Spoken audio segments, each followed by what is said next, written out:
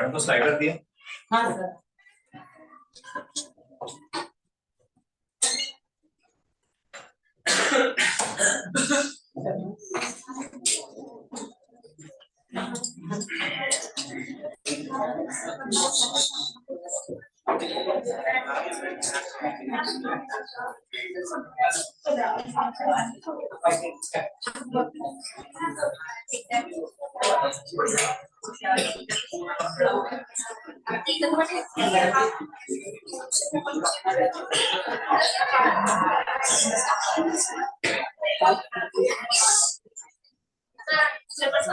जैसे जब मैं आई थी ऐसे तो तुम लोग पैसे ही बैठे रहना, क्लास के बाहर जाओगे।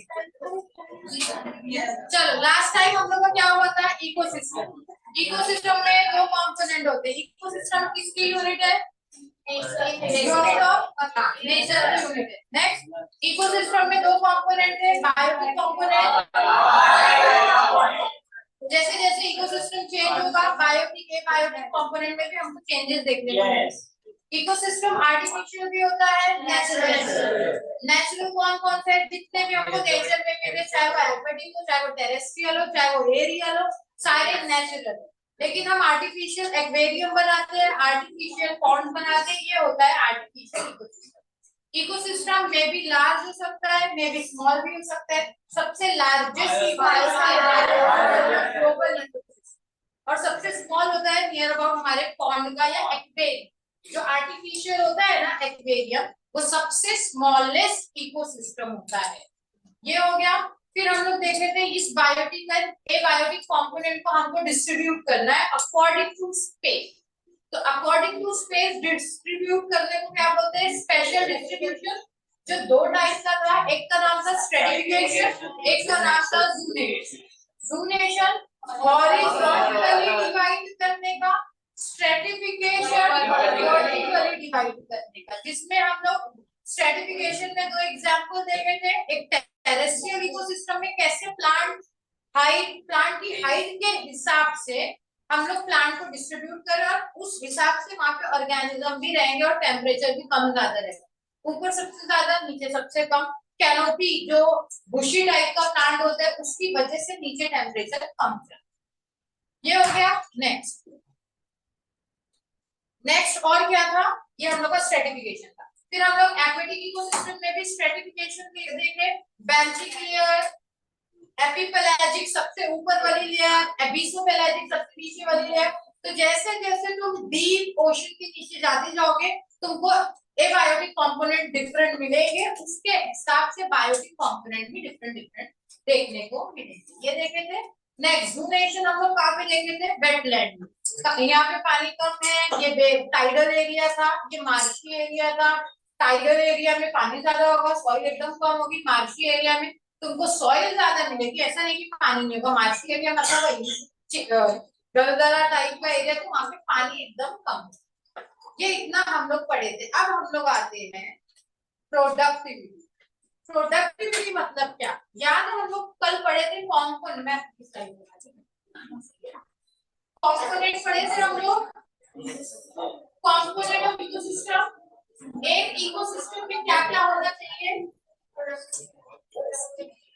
ऑटोट्रॉपिक ऑर्गेनिज्म होते हैं। यस।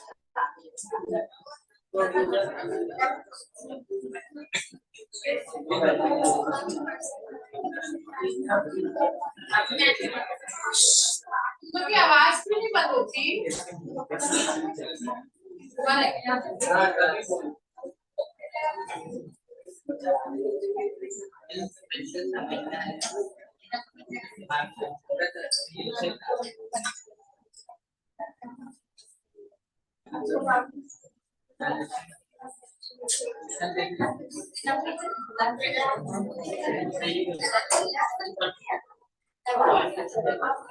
अब देखो, ये लास्ट हम लोग की स्लाइड कल चल रही थी। ये क्या है? एक पॉन्ड इकोसिस्टम है, तो उसके अंदर कोई सेल फोन यूज कर रहे हैं? ओके, बहुत अच्छा। सुनो, सबसे पहले हम लोग एक इकोसिस्टम लिए जिसका नाम है पॉन्ड इकोसिस्टम। इसमें इसके क्या क्या कंपोनेंट होंगे? सबसे पहले ऑटोट्रॉपिक ऑर्गेनिज्म होते हैं जो अपना फूड खुद से बनाते हैं। अगर तुम एक्वेटिक की बात करो तो नॉर्मल, पहले टेरेस्ट्रियल की बात करो तो ऑटोट्रॉपिक ऑर्गेनिज्म प्लांट्स रहेंगे, फोटोसिंथेटिक बैक्टीरियाज भी होते हैं। नेक्स्ट अगर तुम एक्वेटिक की बात करोगे तो वहां पे आएगा फाइटोप्लैंक्टन। फिर ये इन और क्या बोलते हैं ऑटोट्रॉप को? प्रोड्यूसर भी बोलते हैं, क्योंकि ये प्रोडक्शन करते। सनलाइट जो है सोलार एनर्जी को केमिकल एनर्जी में एक ही लोग कन्वर्ट कर सकते हैं, वो है ऑटोट्रॉपिक ऑर्गेनिज्म या प्रोड्यूसर। फिर इनको जो लोग भी कंज्यूम करते हैं उसको बोलते हैं कंज्यूमर। अगर एक्विटी की बात करेंगे तभी ज़ूप्लैंक्टन की बात करना, नहीं तो नहीं करेंगे। टेरेस्ट्रियल इकोसिस्टम में तुमको ज़ूप्लैंक्टन देखने को नहीं मिलता। और कंज्यूमर और कौन होंगे? तुम हो, हम लोग है, डियर है, जितने भी घास फूस खाने वाले या चिकन खाने वाले भी सारे कंज्यूमर में ही आते हैं। नेक्स्ट आते हैं डिकम्पोज।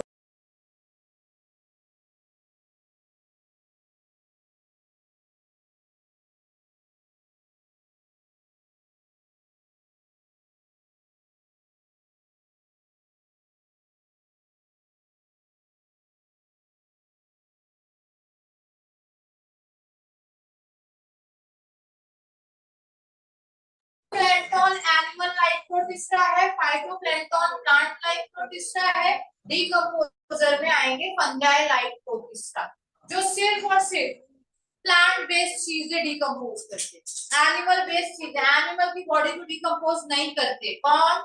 Fungi life protista. सिर्फ किसको करते हैं? अगर प्लांट का कोई रिमेनिंग पोर्शन है, लीफ गिर गई है, स्टेम टूट के गिर गई, कोई ब्रांचेस गिर गई, तब जाके वो उसको डिकम्पोज करेंगे। प्लांट बेस्ड, समझा? नेक्स्ट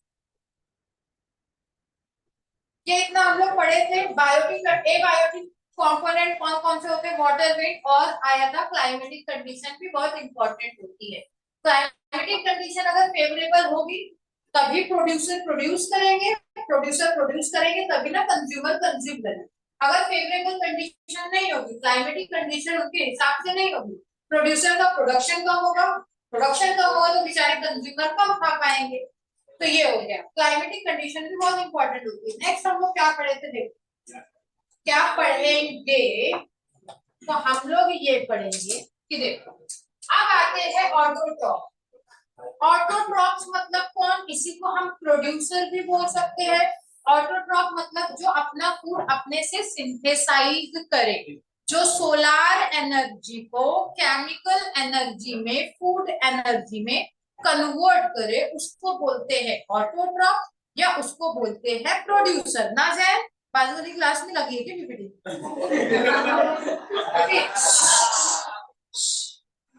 मैं तुम लोग के लिए जोक नहीं मारती थी बस, नहीं तुम लोग के लिए तो नहीं मारती। अभी आ जाओ। अब ऑटोट्रॉप करते हैं। ऑटोट्रॉप ये करते हैं कि जो भी इनऑर्गेनिक, ऊपर लिखिए, ऑटोट्रॉप करते क्या है? Inorganic substance.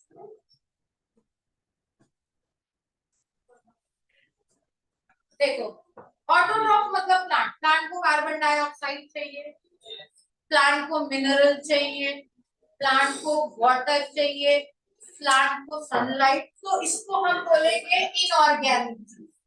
इनऑर्गेनिक मतलब हम लोग अपने इस इकोसिस्टम के टर्म में ऑर्गेनिक जो बॉडी में बनती है, इनऑर्गेनिक जो बॉडी में नहीं बनती। सिंपल सी चीज, तो कार्बन डाइऑक्साइड बाहर से ले रहे हैं, उनकी बॉडी में थोड़ी बन रही है, वो हम बना रही है ना। लेकिन प्लांट के लिए वो इनऑर्गेनिक है, वो बाहर से कंज्यूम कर रहे हैं। मिनरल सॉइल में प्रेजेंट होता है, वो बाहर से ले रहे, वाटर बाहर से ले रहे, तो इसको हम बोलेंगे इनऑर्गेनिक सब्सटेंस। तो प्रोड्यूसर करते क्या है, इसकी बात चल रही है यहाँ पे। प्रोड्यूसर्स या ऑटोट्रॉप।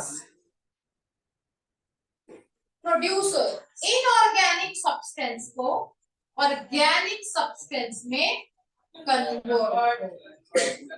अब जब वो इनऑर्गेनिक सब्सटेंस लेंगे, मिनरल लेंगे, कार्बन डाइऑक्साइड, वाटर लेंगे, उनकी बॉडी में उनका प्रोटीन बनेगा, उनका विटामिन बनेगा, उनकी बॉडी में उनके हार्मोन बनेंगे, तो उनकी बॉडी में बन रहा है तो हम उसको बोलेंगे ऑर्गेनिक। हो गया, ये ऑटोट्रॉप करते हैं। फिर नेक्स्ट हम लोग अभी पढ़े डिकम्पोजिशन। जो डिकम्पोजर्स होते हैं, डिकम्पोजर्स क्या करते हैं, किसी की बॉडी को डिकम्पोज करे, अब वो चाहे प्लांट बेस्ड मटेरियल हो चाहे वो एनिमल किसी की भी बॉडी। तो बॉडी किससे बनती है, ऑर्गेनिक सब्सटेंस से। तो डिकम्पोजर क्या करते हैं, ऑर्गेनिक सब्सटेंस को वापस से इनऑर्गेनिक में कन्वर्ट करते हैं। तो ये दोनों प्रोसेस जस्ट एक दूसरे के अपोजिट। ऑर्गेनिक इनऑर्गेनिक से ऑर्गेनिक में कन्वर्ट कौन करता है, ये प्रोड्यूसर। ऑर्गेनिक से इनऑर्गेनिक में कन्वर्ट करने वाले होते हैं डिकम्पोजर। तुम टेंशन मत लो, तुमको समझ रहे। देखो देखो वही चीज लिखा है, डिकम्पोजिशन मिनरलाइजेशन क्या होता है वो हम आगे पढ़ेंगे। Decomposition of the dead matter to release them back for reuse by the autotroph, वो जो मैं बताई गई क्या, लेकिन इसमें अलग फॉर्म, समझा। तो इनऑर्गेनिक से ऑर्गेनिक में कन्वर्ट करते हैं ऑटोट्रॉफ्स या प्रोड्यूसर, और फिर डेड बॉडी को या प्लांट के कुछ पोर्शन जो ऑर्गेनिक है कि नहीं, ये ऑर्गेनिक को डिकम्पोज करेंगे वापस से इनऑर्गेनिक। तो देखो डिकम्पोजिशन होना बहुत अच्छी बात है। डिकम्पोजिशन कहाँ पे होता है, आसमान में ना, सॉइल। सॉइल में जब ये डिकम्पोजिशन होता है तो ऑर्गेनिक मटेरियल वापस से इनऑर्गेनिक में कन्वर्ट हो गया, तो वहां पे इनऑर्गेनिक मटेरियल फिर बढ़ गया, वहां के प्लांट वापस से उसी इनऑर्गेनिक को यूज करेंगे फिर ऑर्गेनिक में कन्वर्ट करेंगे। तो ये साइकिल अपने आप चलते रहती है, समझा। इनऑर्गेनिक कहाँ से यूज करे होंगे, जो प्रीवियस डिकम्पोजिशन हुआ होगा उसको ऑर्गेनिक में करें, फिर अगर उनकी डेथ हो गई वापस से डिकम्पोजर्स आए ऑर्गेनिक को इनऑर्गेनिक सॉइल में वापस से दे दिए, फिर प्लांट उसको यूज करने लगे। तो ये जो प्रोसेस है ये चलती है, समझा। नेक्स्ट, लेकिन यहाँ पे बीच में हम भी आ जाते हैं। प्रोड्यूसर से डायरेक्ट बेचारे डिकम्पोज होने नहीं जाते, प्रोड्यूसर और डिकम्पोजिशन के बीच में कौन होते हैं, हाँ कंज्यूमर। अगर कंज्यूमर कंज्यूम कर लिए तो वो अब हमारी बॉडी में चले गया, कंज्यूमर की भी तो डेथ होती है, तो कंज्यूमर की डेथ हो गई तो वापस से डिकम्पोजिशन हो सकता है। तो प्रोड्यूसर या कंज्यूमर किसी की भी डेथ हो, कॉमन चीज में जाएंगे जिसका नाम है ऑर्गेनिक मैटर को हम लोग बोलते हैं प्रोडक्टिविटी। नेक्स्ट, प्रोडक्टिविटी होने के बाद एनर्जी फ्लो आएगा, कैसे, देखो प्रोड्यूसर प्रोड्यूस करे तो अपने लिए एनर्जी बनाए, जो प्लांट है प्लांट सनलाइट से जो भी एनर्जी बनाते तो इसलिए नहीं बनाते कि फौज आए और आराम से आके खा के चले, वो इसलिए नहीं बनाते, वो एक्चुअल में इसलिए बनाते हैं ताकि उनको एनर्जी मिले। लेकिन प्लांट लोग अपनी एनर्जी बनाए यूज कर लिए, फिर उसके बाद आती है हर्बीवोरस। हर्बीवोरस मतलब जो हर्ब्स खाने वाले, घास फूस खाने वाले ऑर्गेनिक। तो कुछ अब वो जब घास फूस खाएंगे एनर्जी उनके अंदर गई, फिर उनको हम खा लेंगे या दूसरे ऑर्गेनिज्म खाएंगे, कोई भी खाएगा वो खाएंगे, एनर्जी उनके अंदर जाएगी। तो ये एनर्जी फ्लो हो रही है खाने से, ग्रेजिंग करने से, शिकार करने से। तो इसमें हम लोग को फूड चेन पढ़ना है, एनर्जी फ्लो जो तुम लोग पढ़े होंगे पहले। नेक्स्ट, फिर अगर प्रोड्यूसर या कंज्यूमर की कोई भी लेवल पे डेथ हो जाए तो कहाँ चले जाएंगे, बेचारे डिकम्पोज होने। नेक्स्ट आते हैं हम लोग न्यूट्रिएंट साइड, तो ये हम लोग आगे पढ़ेंगे, थोड़ा अलग अलग है, क्या है बताओ। अब आते हैं हम पहला, सबसे पहला है प्रोडक्टिविटी। प्रोडक्टिविटी प्रोड्यूसर सबसे इंपॉर्टेंट होते हैं, पूरे इकोसिस्टम में सबसे पहला जो कंपोनेंट है, जो सबसे इंपॉर्टेंट है वो कौन है, प्रोड्यूसर्स। प्रोड्यूसर्स लोग प्रोडक्टिविटी कैसे करते हैं, जाहिर सी बात है सोलार एनर्जी से, सोलार एनर्जी। अब देखो यहाँ पे हम लोग के अर्थ पे जितनी भी एनर्जी आती है, यहाँ पे पास नहीं दी है, कुछ नहीं बता रही हूँ, ये डायरेक्टली आती है इस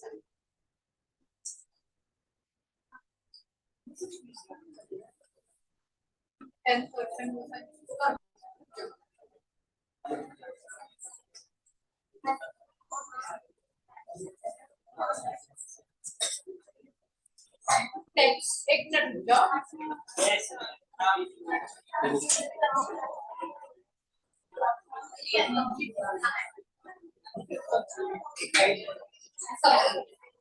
अब देखो नेक्स्ट आते हैं हम लोग सोलार एनर्जी।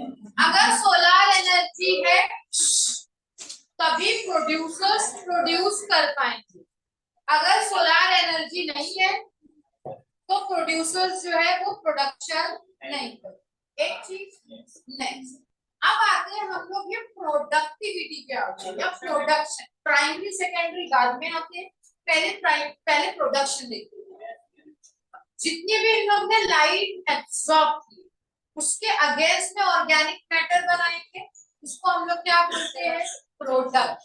अब ये प्राइमरी क्या होता है, amount of biomass produce per unit area over a time period by plant during photosynthesis is called primary production. अगर सपोज यहाँ पे ये इतना सा एरिया है, कोई सी भी एरिया का हम लोग ले सकते हैं, स्मॉल एरिया लार्ज एरिया, सबकी प्रोडक्टिविटी का रेशियो या वैल्यू अलग है।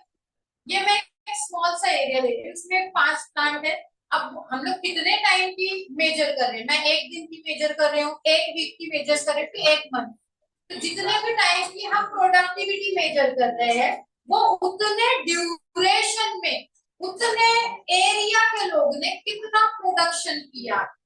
एक तो इतने एरिया के लोग, मैं टाइम दी हूँ 1 वीक में इतने एरिया के लोग ने कितना प्रोडक्शन किया है, इसको बोलते हैं प्राइमरी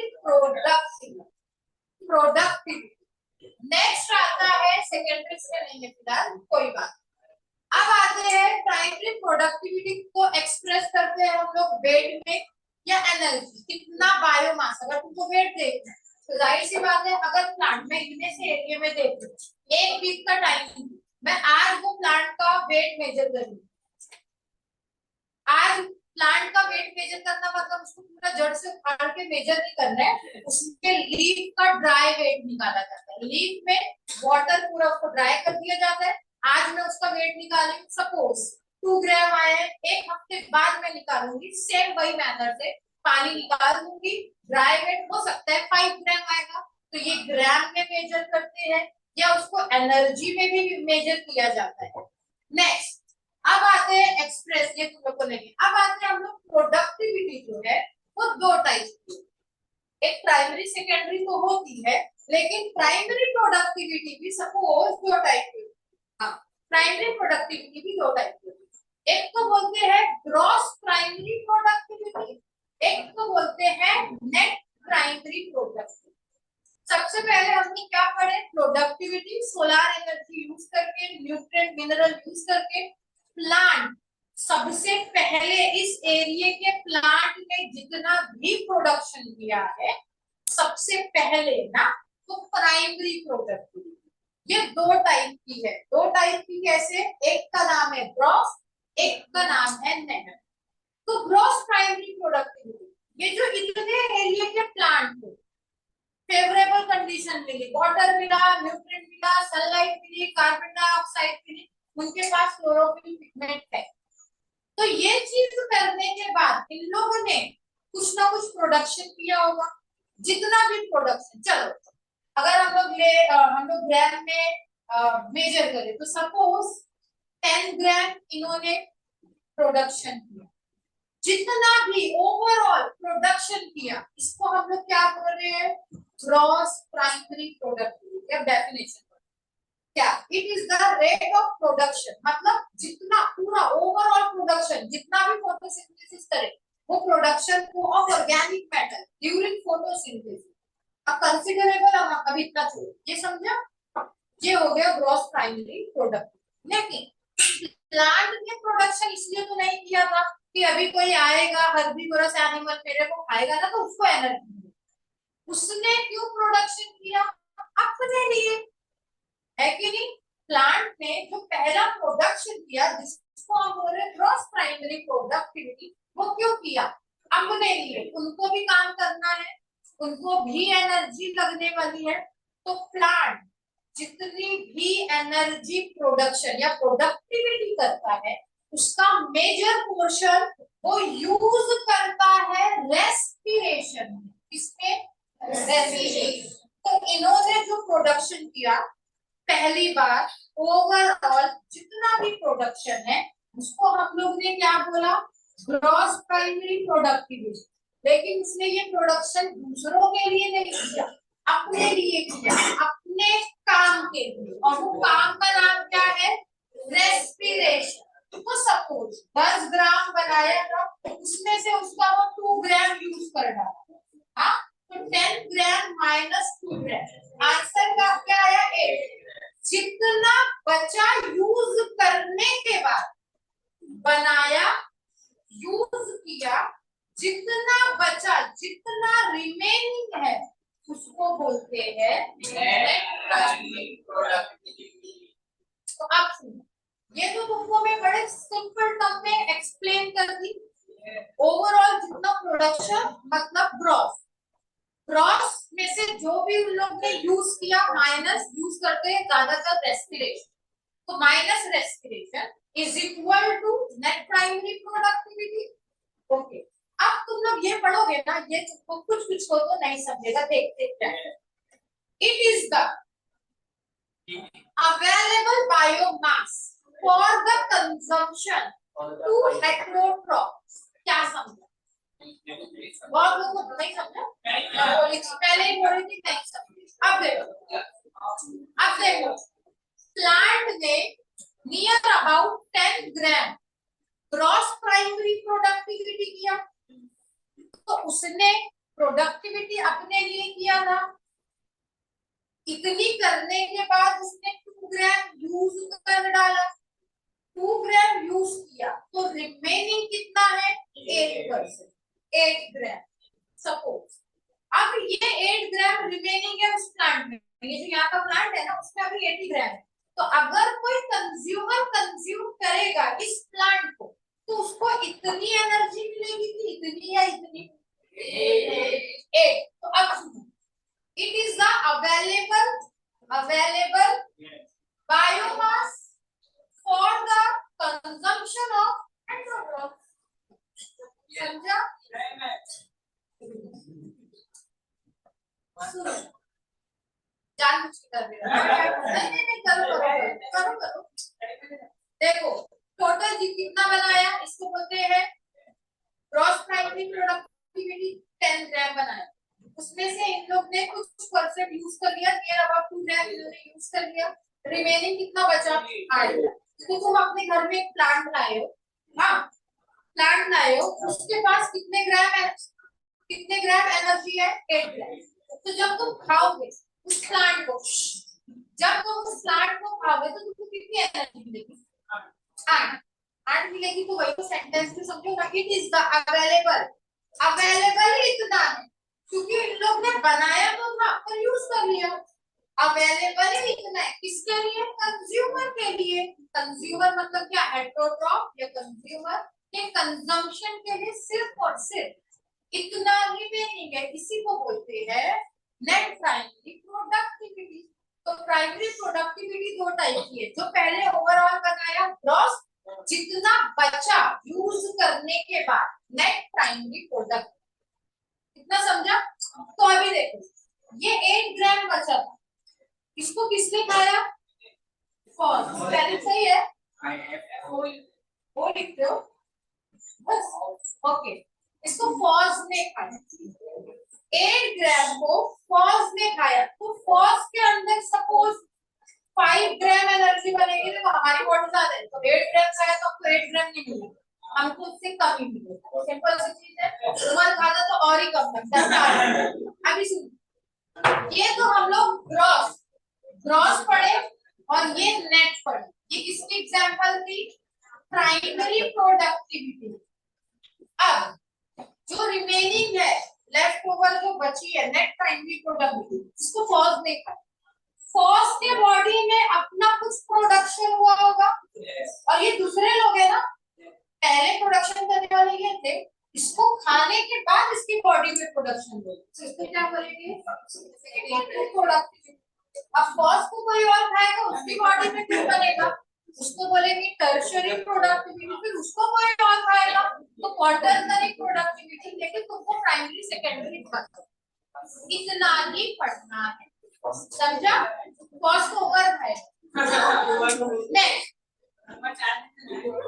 बस कॉस्ट को जो मारने बोलो तो बड़ी मजा है। अभी देखो secondary product, it is a rate of formation of new organic matter by consumer. तो फर्स्ट कंज्यूमर था ना, प्लांट खाया तो वो कंज्यूमर था, उसकी बॉडी में जितना भी प्रोडक्शन होता है तो उसको हम लोग बोलेंगे सेकेंडरी प्रोडक्ट। तो इसको लोरी भी सुना दो आज। नेक्स्ट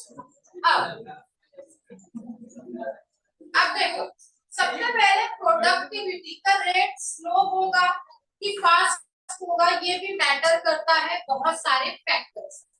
सबसे पहले आता है plant species inhabiting an area. अगर एक सपोज एरिया है उसमें प्लांट स्पीशीज ज्यादा हो तो प्रोडक्टिविटी ज्यादा होगी। अगर ये एरिया में प्लांट स्पीशीज कम है, जाहिर सी बात है इसमें प्रोडक्टिविटी कम होगी। तो कितनी प्लांट स्पीशीज वहां पे है, प्रोडक्टिविटी का लेवल या वैल्यू मैटर करेगी। Next environmental factor. चलो यहाँ पे बहुत ज्यादा प्लांट स्पीशीज है, यहाँ पे बहुत कम प्लांट स्पीशीज। मैं देख के बोल रही हूँ, तुम लोग जाते हैं इससे कम। यहाँ पे प्लांट स्पीशीज ज्यादा है, यहाँ पे प्लांट स्पीशीज कम। यहाँ पे स्पीशीज कम होने के बाद भी फेवरेबल कंडीशन, फेवरेबल मतलब इनको भर भर के कार्बन डाइऑक्साइड मिल रही है, वाटर भी मिल रहा है, सॉइल के अंदर मिनरल भी है, क्लोरोफिल तो चलो दोनों प्लांट में होगा, लेकिन यहाँ पे अनफेवरेबल कंडीशन है। तो बताओ प्रोडक्टिविटी किसकी ज्यादा होगी? इनकी। क्यों? क्योंकि इनके पास फेवरेबल कंडीशन है। तो स्पीशीज तो मैटर करती है, एरिया में कितने लोग हैं, पर कंडीशन भी मैटर करेगी। नेक्स्ट आता है अवेलेबिलिटी ऑफ न्यूट्रिएंट। सेम, यहाँ पे न्यूट्रिएंट कम मिल रहा है, तुम लोग कम लोग हो लेकिन फिर भी न्यूट्रिएंट ज्यादा है। यहाँ पे ज्यादा लोग हैं फिर भी न्यूट्रिएंट कम है, तो प्रोडक्टिविटी इस एरिया में तुमको ज्यादा मिलेगी। नेक्स्ट आएगा फोटोसिंथेटिक कैपेसिटी ऑफ प्लांट। अभी यहाँ पे प्लांट कम है, इनमें क्लोरोफिल भी कम है। यहाँ पे प्लांट ज्यादा है, इनके पास क्लोरोफिल ज्यादा, कंडीशन भी चलो सब सही है। तो किसकी प्रोडक्टिविटी ज्यादा होगी? जिस एरिया में क्लोरोफिल पिगमेंट ज्यादा है। तो प्लांट में क्लोरोफिल का नंबर भी मैटर करता है कि प्रोडक्टिविटी कितनी ज्यादा होगी कितनी कम। तो सबसे पहले इन्वायरमेंटल फैक्टर, प्लांट का number, availability of nutrient, carbon dioxide, सब लिख सकते हो तुम लोग को जो आया यार। ईवीएस जैसा चैप्टर है, अपने मन से ठोको लेकिन सही ठोको। फिर फोटोसिंथेटिक कैपेसिटी ऑफ प्लांट, समझा?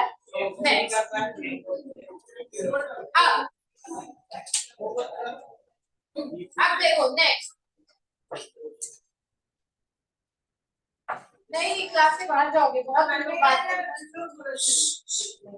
आज ओके। नेक्स्ट आते हैं हम लोग annual net primary productivity. Gross की बात नहीं हो रही है, नेट मतलब बनाए यूज कर लिए, अब जितनी बची है। तो नेट प्राइमरी प्रोडक्टिविटी पूरे अर्थ पे, पूरे बायोस्फीयर में एनुअली यानी पूरे एक साल में नियर अबाउट कितनी होती है? कितनी होती है? सपाना सपाना है जो भी है, समझ गए। अब क्या बातें चल रही है? ये बात चल रही थी सच में। ओके नेक्स्ट,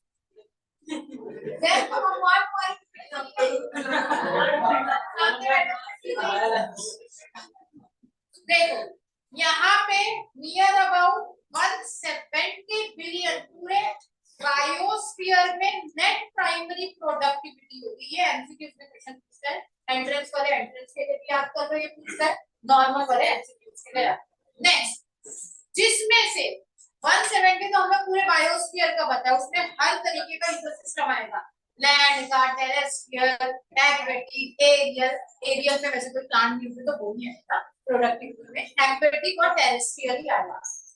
नेक्स्ट, जिसमें से नियर अबाउट 55 बिलियन टन, 170 में से 55 सिर्फ ज्यादा या अच्छा खासा ज्यादा है, ये ओशन में होता है, मतलब जितने भी ओशन के अंदर प्रोडक्शन है कितना होता है 55 बिलियन।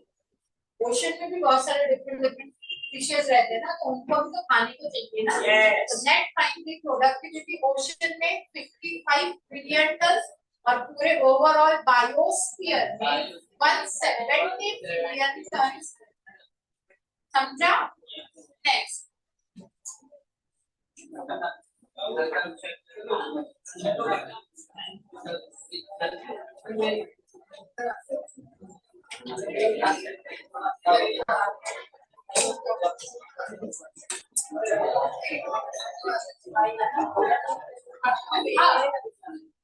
नेक्स्ट हम लोग ने प्रोडक्शन करवा लिया, प्रोडक्शन हो गया। अब नेक्स्ट पढ़ना है हमको डीकंपोजिशन। डीकंपोजर्स करते हैं बॉयज। यहाँ पे बीच में कुछ स्पेस है, क्यों अब्दुल्ला पीछे चले गए? तुम देख ही कहाँ रहे हो? तो इधर आओ। नेक्स्ट आते हैं हम लोग डीकंपोजिशन। डीकंपोजिशन मतलब ऑर्गेनिक मैटर इनऑर्गेनिक फॉर्म में कन्वर्ट होते हैं, जिसको हम बोलते हैं डीकंपोजिशन। अब देखो डीकंपोजिशन मतलब वो जो मैं पहले बता दी थी, it is a breakdown of complex organic matter by decomposers into inorganic। ये चीज मैं पहले बता दी, ऑर्गेनिक से इनऑर्गेनिक में कन्वर्ट करने वाले कौन होते हैं? डीकंपोजर।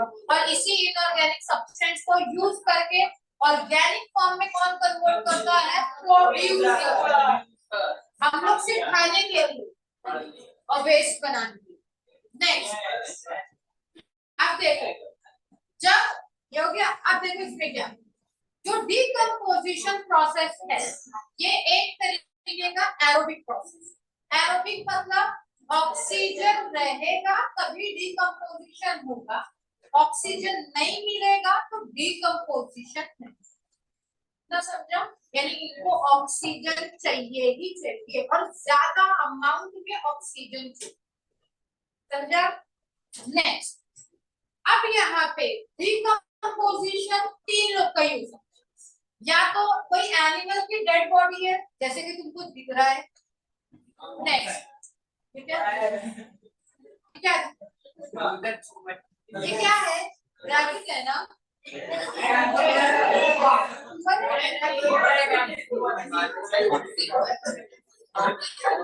अच्छा और हार्ट है ना? प्लीज ना अभी ओके ओके, इसको जो समझ रहे हैं एनिमल तो समझ रहे हैं ना? किसी को चूहा लग रहा है, किसी को पीआईडी लग रहा है, किसी को रैबिट लग रहा है, तीनों एनिमल बात पता? ओके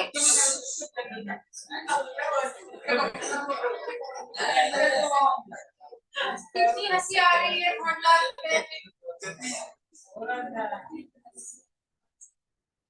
हंसी है कि हंस थोड़ा हो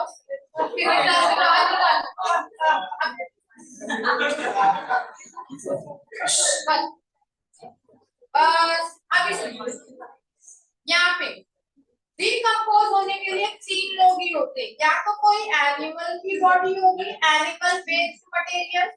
सेकेंड, या तो कोई प्लांट बेस्ड मटेरियल होगा, प्लांट की पत्ती, कोई फ्रूट गिर गया या कोई ब्रांचेस टूट के गिर गई है, ये सारी चीज होगी। दो हो गया। थर्ड, थर्ड क्या होगा? या एनिमल, एनिमल में हम भी आते हैं, किसी का ही एक्सक्रीटा। एक्सक्रीटा मतलब वेस्ट मटेरियल।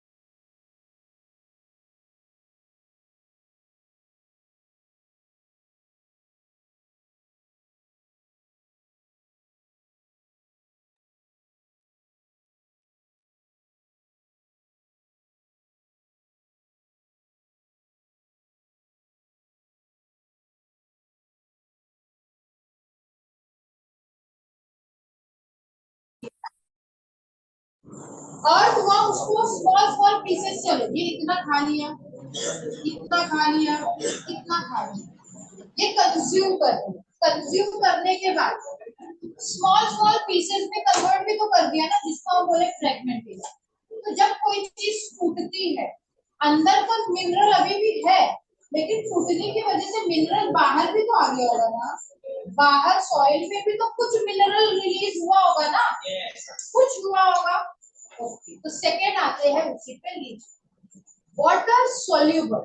तो जो मिनरल रिलीज हुआ है, और अगर वो वाटर सोल्यूबल है, अगर वो वाटर सोल्यूबल मिनरल है या न्यूट्रिएंट है, go down into a soil horizon and precipitate as a unavailable salt. होता क्या है, हाँ, जब ये स्मॉल स्मॉल फ्रेगमेंट में कन्वर्ट कर रहे थे, तो कुछ कुछ वाटर सोल्यूबल मिनरल वहां से निकल के आते हैं और एकदम नीचे सॉइल होराइजन मतलब लेयर, सॉइल की लेयर, तो सॉइल की एकदम डीपेस्ट लेयर में जाके सेट हो जाते हैं। अब जब नीचे एकदम सेट हो गए, तो जाहिर सी बात है ना, मिनरल जो है वो नीचे चले गया, वो हमारे डिकम्पोजिशन साइकिल से बाहर हो गया। तो ये प्रोसेस अच्छा प्रोसेस नहीं होता है।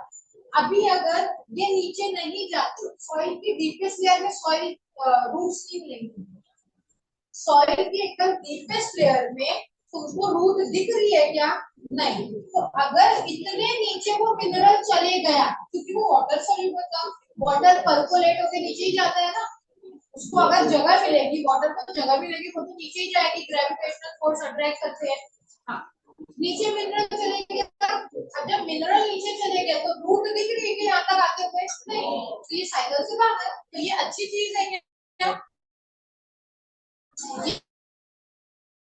ये वेस्टफुल प्रोसेस अनअवेलेबल हो गया, वेस्ट हो गया, समझा। तो लीचिंग मतलब नीचे जाके सेट हो जाना और साइकिल से बाहर चले जाना और अनअवेलेबल सॉल्ट बनना, समझा, समझा।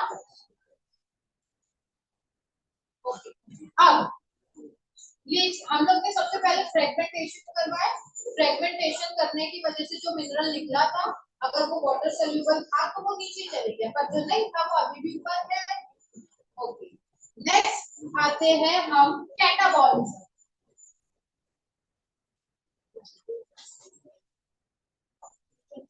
अब आते हैं हम लोग कैटाबॉलिज्म। अब अभी छोटे छोटे फ्रेगमेंट्स बचे हैं ना, फ्रेगमेंट्स जो बचे, अब ये छोटे छोटे हो गए हैं, तो इसको फंगस यूज कर सकते हैं, छोटे हो गए हैं तो बैक्टीरिया यूज कर सकते हैं, अगर प्लांट बेस्ड होंगे तो फंजाई लाइक प्रोटिस्टा भी यूज कर सकते हैं, लेकिन अभी हम लोग उसकी बात नहीं करते क्योंकि मैं रैबिट की बॉडी से पढ़ा रही हूँ, तो फंजाई लाइक प्रोटिस्टा की हम बात यहाँ पे नहीं करेंगे।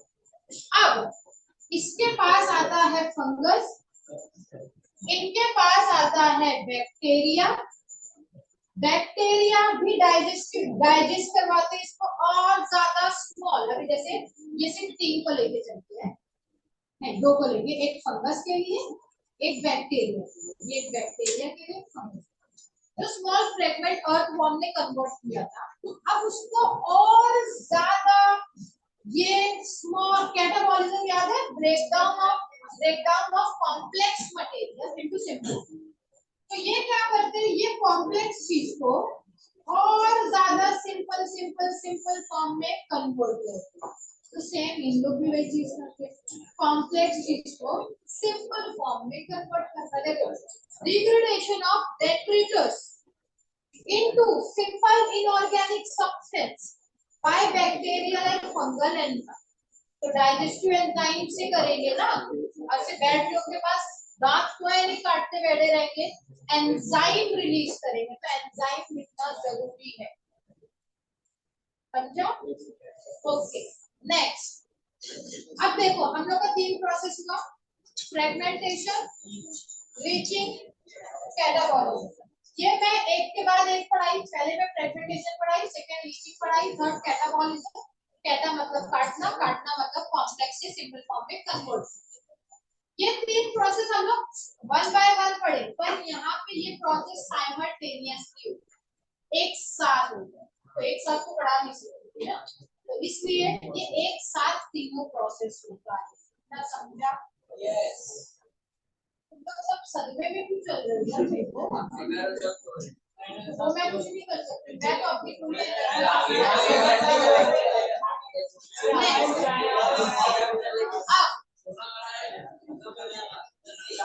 नेक्स्ट आते हैं हम लोग यूनिफिकेशन। यूनिफिकेशन कुछ वर्ड लग रहे हैं ह्यूमस,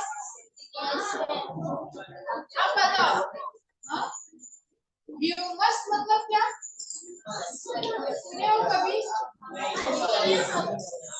कहाँ पे सुने हो? खाने में?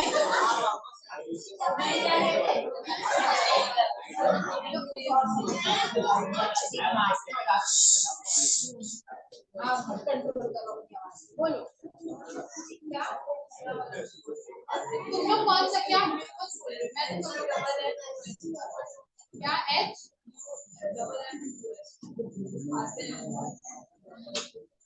ये क्या है क्या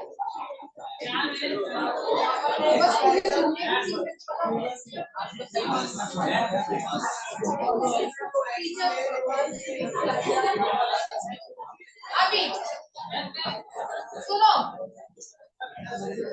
पहले ये हो जाए फिर क्वेश्चन।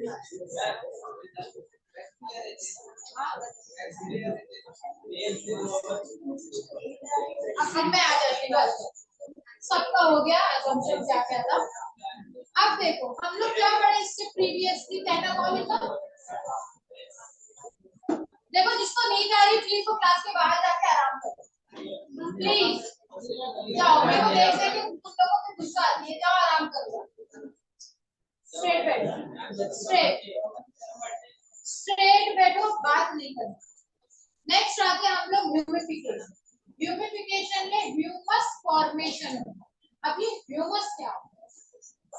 हम लोग ने कैटाबॉलिज्म करे, कैटाबॉलिज्म मतलब जो भी हम लोग माउस की बॉडी से लेके पढ़ रहे थे, तो माउस की बॉडी एकदम छोटे छोटे स्मॉल पीसेस में कन्वर्ट हो गई, small inorganic substance.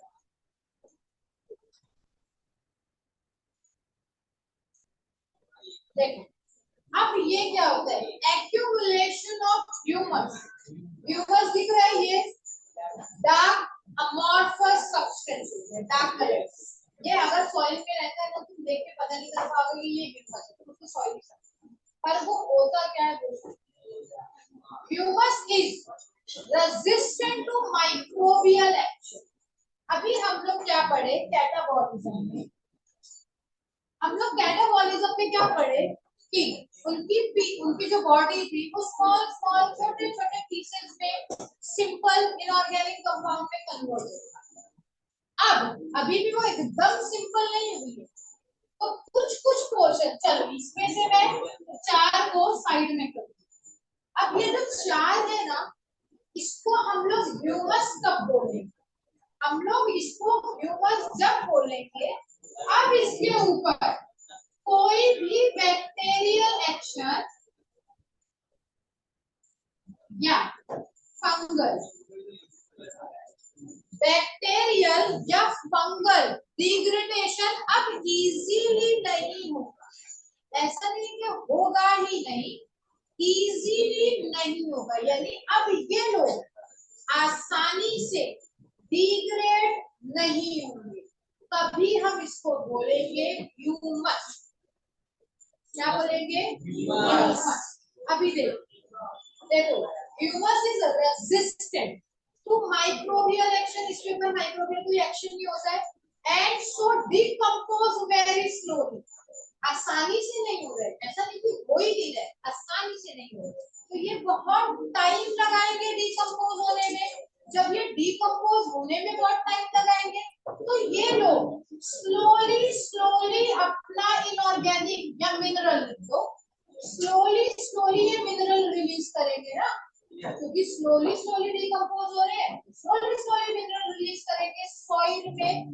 Being a कोलॉइडर, देखो दिख रहा है थोड़े सॉलिड जैसे है हल्के से, colloidal in nature, it serve as a reservoir of nutrients. अब सुनो, यहाँ पे जो फार्मर्स होते हैं ना, जब सॉइल को फर्टाइल करना रहता है तो फर्टिलाइजर डालते हैं। फर्टिलाइजर का काम क्या है? तुम केमिकल फर्टिलाइजर आज डाले, 2-3 दिन बाद सारा प्लांट यूज कर लिया, नहीं तो पानी डालते तो पानी से आधा फर्टिलाइजर तो बह जाता है। फर्टिलाइजर फिर तुमको 4 दिन बाद डालना पड़ेगा। फर्टिलाइजर भी क्या करते हैं? न्यूट्रिएंट देते हैं। केमिकल डाल रहे लेकिन वो न्यूट्रिएंट ही देंगे, केमिकल के थ्रू न्यूट्रिएंट देंगे। लेकिन बहुत सारे फार्मर्स ह्यूमस को डालते। अब देखो इसमें क्या प्रॉब्लम सॉल्व हो जाए। ह्यूमस में आज डालूंगी तो ये इजीली डिकम्पोज नहीं हो रहे। हो सकता है 2% कल हुए, तो कल जब 2% हुए तो 2% मिनरल निकाले, फिर 4 दिन बाद 3% हुए, फिर 4 दिन बाद वो 3% मिनरल निकाले, फिर कुछ दिन बाद वो डिकम्पोज हुए, मिनरल निकाले। तो हमारा वो बार बार फर्टिलाइजर देने का टेंशन खत्म, समझा? स्लोली डिकम्पोज हो रहे हैं और स्लोली मिनरल प्रोवाइड भी तो कर रहे हैं और ज्यादा टाइम के लिए करेंगे। तो ये होता है ह्यूमस पे बैक्टीरियल और फंगल एक्शन इजीली नहीं होता है, स्लो होता है। स्लो होने के बाद स्लो होगा ना, तो जब अब नेक्स्ट वाला स्टेप भी मैं समझाई चुकी हूँ, मिनरलाइजेशन। जब वो स्लोली डिकम्पोज होंगे तो स्लोली मिनरल रिलीज करेंगे, उसी को बोलते हैं मिनरलाइजेशन। देखो लिखा है, it is a release of inorganic nutrient due to degradation of humus by some microbes. समझा? स्लोली डिग्रेड हुए, स्लोली मिनरल रिलीज करें। मिनरल रिलीज होना मिनरलाइजेशन, ह्यूमस फॉर्म होना ह्यूमिफिकेशन। समझा? तो ये हो गया हम लोग का decomposition. 5 step, fragmentation, earthworm fragment में कंप्लीट।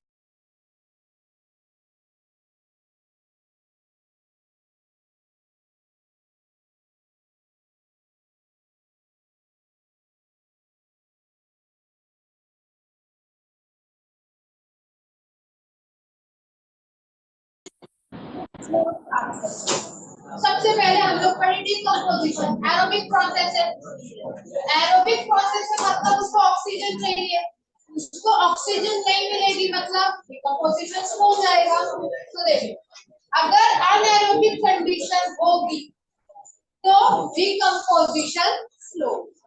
एक चीज।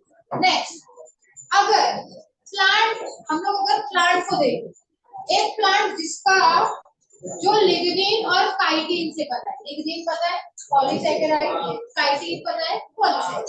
पॉलीसैकेराइड कॉम्प्लेक्स स्ट्रक्चर होता है, कॉम्प्लेक्स को सिंपल करने में टाइम लगेगा, यानी डिकम्पोजिशन स्लो होगा। अगर वही वो सिंपल, अगर कोई भी जो डिकम्पोज हो रहा है,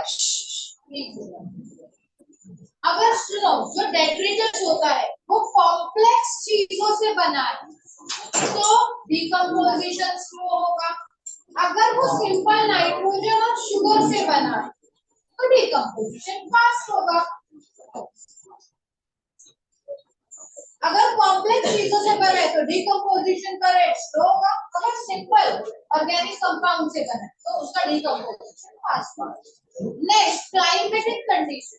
तो देखो यहाँ पे डिकम्पोजिशन के लिए हल्का सा warm temperature plus moisture state. तो देखो अब सब चीजें डिकम्पोज मतलब उसी को सड़ना बोलते हैं, तो वो सड़ती क्यों है? अगर वहाँ पे हम लोग की बॉडी, किसी की भी बॉडी हो तो बॉडी डिकम्पोज कैसे होगी? अंदर पानी है ना, पानी नहीं रहेगा तो डिकम्पोजिशन नहीं होगा।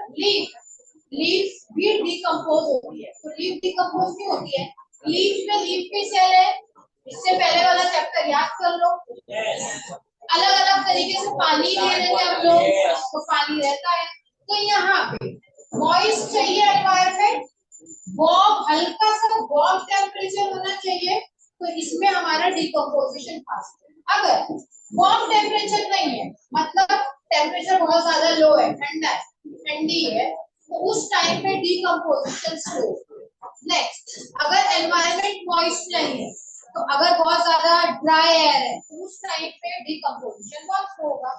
अनएरोबिक कंडीशन है तो डिकम्पोजिशन स्लो। तो ये कुछ फैक्टर है जो अफेक्ट करते हैं rate of decomposition. Next,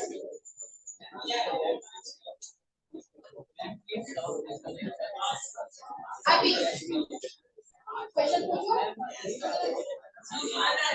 okay, हम लोग जरा 2 मिनट क्वेश्चन पूछते हैं। सबसे पहले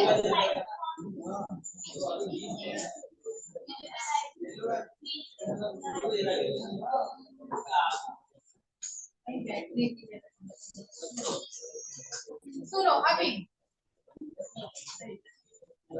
डिकम्पोजिशन ये हो गया, ठीक है।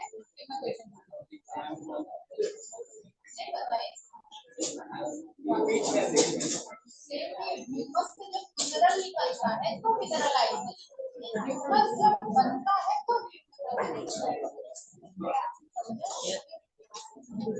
अभी हम लोग पढ़े पहला process fragmentation, first second third एक साथ, पर पहले थर्ड चलो वो तीनों एक साथ हुआ, ये साथ नहीं होगा, पहले फोर्थ होगा फिर फिफ्थ होगा। पहले फोर्थ बनेगा तभी ना मिनरल बनेगा, तो ये साथ देने की बात है। नेक्स्ट, ओके, अब क्वेश्चन ये पूछना है डिकम्पोजिशन में टोटल स्टेप कितने। जिससे क्वेश्चन पूछेंगे प्लीज वही आंसर देना, जो बीच में आंसर दिया वो क्लास के बाहर जाएगा। पहले ही बता दे रही, चाहे वो गर्ल्स में से हो, गलती से निकल गया अरे मैम वो बाहर जाए। टोटल कितने स्टेप होते हैं डिकम्पोजिशन में? जेड खड़े कौन हुआ? 5। फर्स्ट स्टेप का नाम क्या था? Second batch. डिकम्पोजिशन में पहला स्टेप प्रोडक्ट था, फ्रेगमेंटेशन। सेकंड फर्स्ट बताएगा लीचिंग। थर्ड सपवाना के बाजू में जो भी नाम है तुम्हारा ऐसा है ना।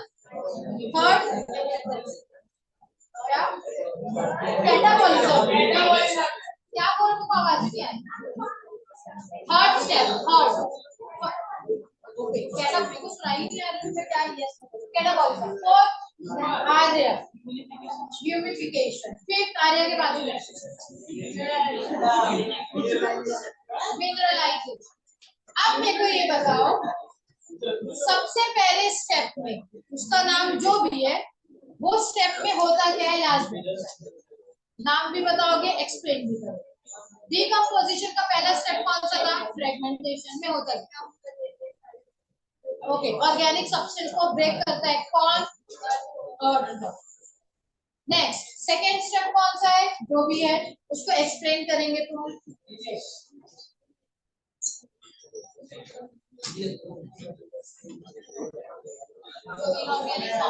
मिनरल्स होते हैं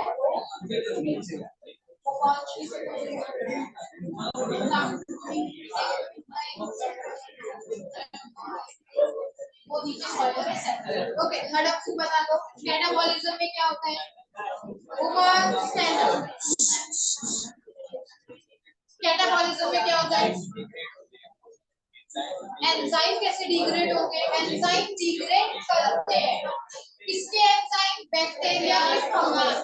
किसको डिग्रेड करेंगे? डेट्रिटस। नेक्स्ट फिफ्थ नहीं, फोर्थ स्टेप फोर्थ चल रहा है। नेक्स्ट फोर्थ स्टेप कौन सा है?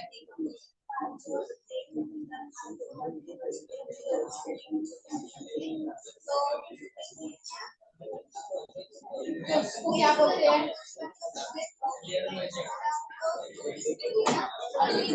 वो बात बता। फोर्थ वाला ह्यूमस फॉर्मेशन। तो मेन वर्ड ये बोल रहे ह्यूमस आना चाहिए क्योंकि ह्यूमिफिकेशन।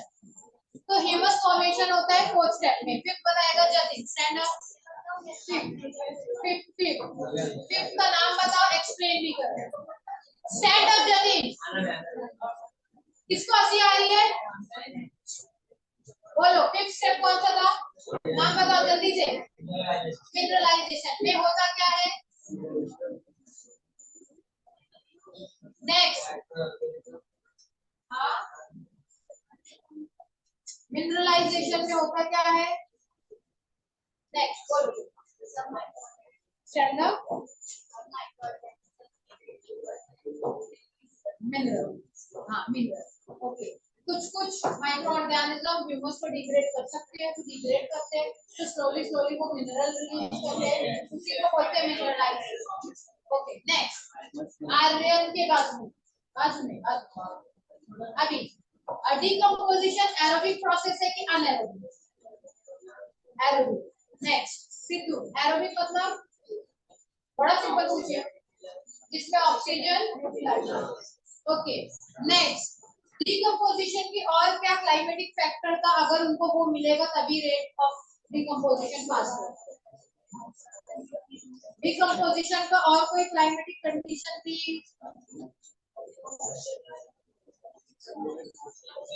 ऑर्गेनिक सब्सटेंस क्या, सिंपल फॉर्म। नेक्स्ट, और मैं कंडीशन पूछी और कुछ एनवायरमेंटल कंडीशन थी रिलेटेड टू, लो टेम्परेचर नहीं था, वार्म टेम्परेचर से, मॉइस्ट कंडीशन या moist temperature. Okay next, what is primary productivity? Abdul Rahman, what is primary productivity? Umar, what is primary productivity? Abdul Rahman आज खड़े होकर आंसर दे रहे हैं।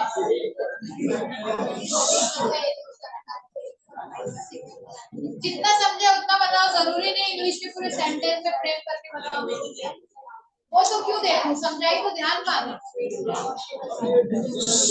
गर्ल्स डिस्कस मत करो, आता है तो ठीक, नहीं आता है तो फिर समझ जाओ। Okay Aryan, primary productivity during photosynthesis. Okay, what is gross primary productivity, Abdullah? What is gross primary productivity?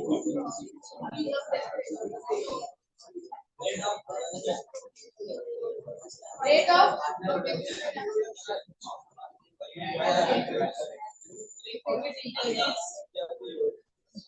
चलो next, what is net primary productivity? Okay, what is net primary productivity? Available biomass for the consumption of consumer. Okay, तुम लोग आ रहा था। Okay next, total biosphere में कितना production होता है? Net primary production कितना होता है? क्या बोली थी? भावनाओं को कंट्रोल में रखो, आंसर आ रहे हैं आराम से। सिद्धू बोलो, कौन आंसर बता रहे हैं पीछे वाले? बोलो, टोटल बायोस्फीयर में प्रोडक्शन कितना होता है? Net primary production 170 billion ton. Okay, उसमें से ओशन कितना प्रोडक्शन करते हैं?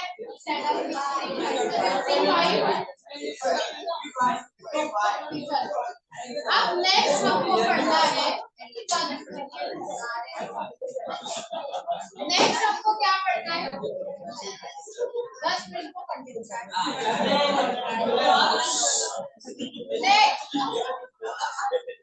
मैं सर को बुला के लाऊं, लास्ट वीक 2 बेंच की कंप्लेंट करके बचने की आवाज आ रही, बात करो। कोई कैसे भी कौन जोक कर रहे, क्या कर रहे, बात पीछे से याद है। अब आवाज आना नहीं चाहिए, नहीं तो सीधा सर के पास जाओ, सतीश सर। अब देखो हमको नेक्स्ट पढ़ना है एनर्जी फ्लो। एनर्जी फ्लो कैसे होती है? प्रोड्यूसर प्रोड्यूस करे, फिर कंज्यूमर कंज्यूम करे, फिर नेक्स्ट कंज्यूमर, तो यहाँ से एनर्जी एक से दूसरे में, दूसरे से तीसरे में जाए। सिंपल सी चीज। ओके, सबसे पहले प्रोड्यूसर प्रोडक्शन करती है क्योंकि उनको सनलाइट से सोलर एनर्जी मिलेगी, तभी प्रोडक्शन होगा, तभी ये जो हम लोग का इतना बड़ा बायोस्फीयर है वो चलेगा। सिंपल सी चीज है। हम सरवाइव कैसे करेंगे? हम लोग किस पे डिपेंड करते हैं? अगर हम लोग वेजिटेरियन है तो वेजिटेरियन डायरेक्टली प्लांट पे करेंगे, नॉन वेजिटेरियन है वो इनडायरेक्टली प्लांट से करेंगे। अब प्लांट किस पे डिपेंड है? सनलाइट। तो देखो सन is the only source of energy for all ecosystem except deep sea hydrothermal ecosystem। जो एकदम डीपेस्ट होता है वहां पे सनलाइट नहीं। सिंपल सी चीज। नेक्स्ट अब तुम लोग सुने होंगे पार्ट फोटोसिंथेटिकली एक्टिव रेडिएशन, ये कहाँ पढ़ा? 11th में ही पढ़े होंगे। कहाँ पे पढ़े थे? चैप्टर का नाम भी तुम लोग को समझ में आ जाना चाहिए। तो देखो हम लोग के अर्थ पे जितनी भी लाइट आती है, सपोज 100%, तो उस 100% में से पूरी लाइट प्लांट को नहीं चाहिए, सारी लाइट से मिक्स। देखो तुम लोग पढ़े होंगे विजिबल स्पेक्ट्रम, रेडियो रेज होती है, गामा होती है, infrared, X-rays, Y-raise, gamma rays. तो देखो जितनी भी लाइट आती है उसमें से सिर्फ और सिर्फ 50% या उससे भी कम प्लांट के लिए इम्पोर्टेंट होती है फोटोसिंथेसिस करने के लिए, और उसी को बोलते हैं फोटोसिंथेटिकली एक्टिव रेडिएशन। जितनी भी आती है लेस देन 50% प्लांट को चाहिए है। अब जितनी भी लेस देन 50% आई है उसमें से वो पूरी नहीं यूज करते, वो बस 2 से लेकर 10% ही यूज करते हैं। देखो 100% आई जिसमें से 50% उनके काम की होती, बस वो उतनी भी यूज नहीं करते, उनको सिर्फ 2 से 10% ही चाहिए होती है। मतलब देखो हम लोग अभी क्या पढ़े, नेट प्राइमरी प्रोडक्टिविटी बायोस्फीयर की होती है near about 170 billion ton annually. इतना ज्यादा प्रोडक्शन करने के लिए सिर्फ 2 to 10% आईडी चाहिए। वो सोचो सिर्फ इतना ज्यादा टन, बिलियन टन तो ज्यादा ही नंबर ही तुमको लग रहा है बहुत ज्यादा है, तो इतना ज्यादा प्रोडक्शन के लिए हम लोग इतनी ढेर सारी लाइट का यूज ही नहीं करते, बहुत कम, सिर्फ 2 to 10% सनलाइट का ही हम लोग यूज करते हैं। समझा? नेक्स्ट अब ये तुम लोग को सेकेंड लॉ ऑफ थर्मोडायनामिक्स है,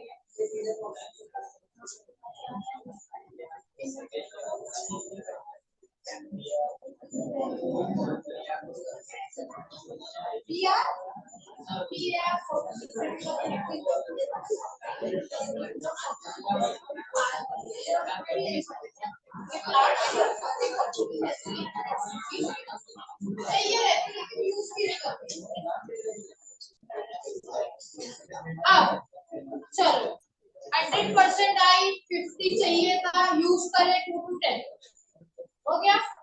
अब यूज करने की बात करते हैं, वॉइस तुम लोग का वो बंद होगा कि नहीं? अब they are organism that synthesize food। Producer कौन होते हैं? जो सोलर एनर्जी से अपना फूड बना सकते हैं, या उसी को ऑटोट्रॉफ भी बोलते हैं। In terrestrial ecosystem producers are herbaceous and woody plant. अगर तुम लैंड का इकोसिस्टम की बात कर रहे हो, लैंड मतलब टेरेस, तो वहाँ पे अलग अलग जाति प्रजाति के तुमको क्या दिखेंगे? प्लांट्स मिलेंगे। अगर तुम एक्वेटिक की बात कर रहे हो, ये पहले ही मैं बता चुकी हूँ, तो वहाँ पे हमको प्लांट्स की बात करना होगी। अलगे भी एक्वेटिक होते हैं, फाइटोप्लैंक्टन भी एक्वेटिक होते हैं। तो ये तुमको याद करना है कि एक्वेटिक इकोसिस्टम में प्रोड्यूसर कौन होता है, एक्वेटिक, और टेरेस्ट्रियल इकोसिस्टम में प्रोड्यूसर।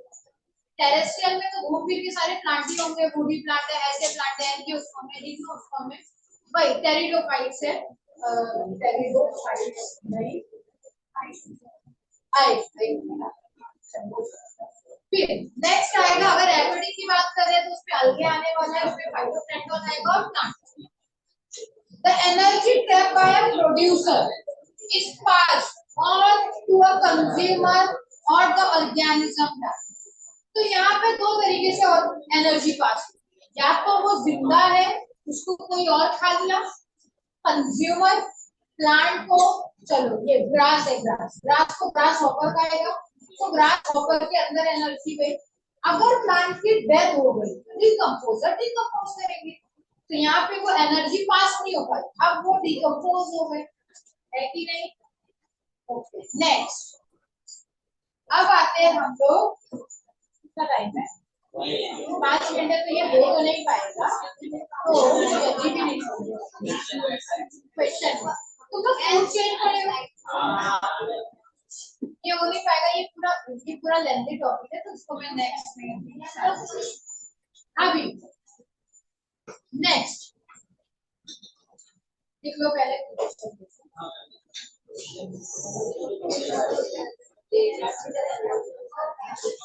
चलो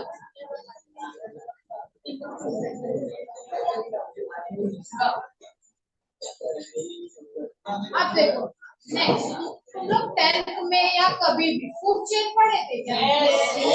फूड चेन क्या होती है?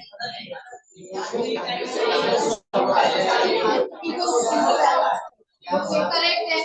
नेक्स्ट, कोई भी एक सिंपल सी फूड चेन मेरे को बताओ जो तुम लोग 10th 9th में जब भी ईवीएस में पढ़े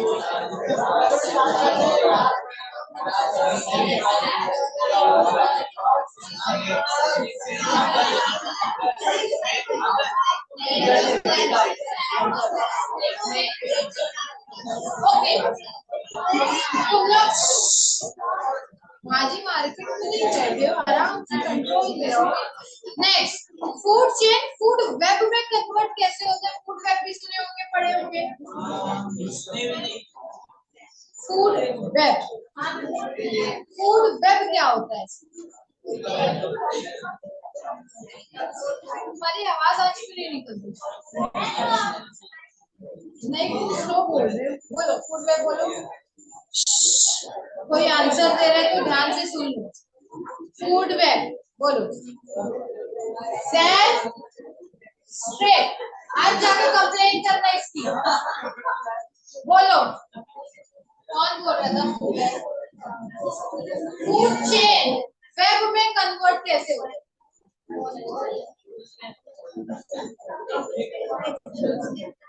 अच्छा थर्ड बेंच तुम लोगों ना, उसकी आवाज आ रही है? सेकंड बेंच आ रही है? ऐसे आंसर दोगे? ओके देखो, हम लोग को इस चैप्टर में एनर्जी फ्लो में सबसे पहले फूड चेन पढ़नी रहेगी नेक्स्ट टाइम। फूड चेन के बाद हमको पढ़ना रहेगा फूड वेब। तो फूड वेब कैसे बनती है? सिंपल सी चीज, तुम लोग चेन स्ट्रेट होती है, वेब नेटवर्क होता है, तो उलझा हुआ कौन है? वेब। सिंपल सी कौन है? चेन। तो देखो जैसे हमारे पास ऑप्शन है, मेरे पास ऑप्शन है, मेरे को आज वेजिटेरियन खाने का मन कर रहा है तो मैं वेज खाऊंगी, मेरे को नॉन वेज खाने का मन कर रहा है उसमें भी मेरे पास ऑप्शन है, मैं चिकन खाऊंगी या और कुछ दूसरा खाऊंगी। तो ऑप्शन चाहिए हमको, ऑप्शन चाहिए। तो चेन भी, चेन वेब में कन्वर्ट क्यों होती है? क्योंकि जो दूसरे ऑर्गेनिज्म है उनको भी तो ऑप्शन चाहिए। जरूरी है ग्रास को ग्रास होपर ही खाएगा? ग्रास होपर को बोर्ड भी तो खा सकता है कि नहीं? तो ऑप्शन, फिर ग्रास होपर को फ्रॉग ही खाएगा क्या? नहीं, कोई दूसरा ऑर्गेनिज्म खा सकता है।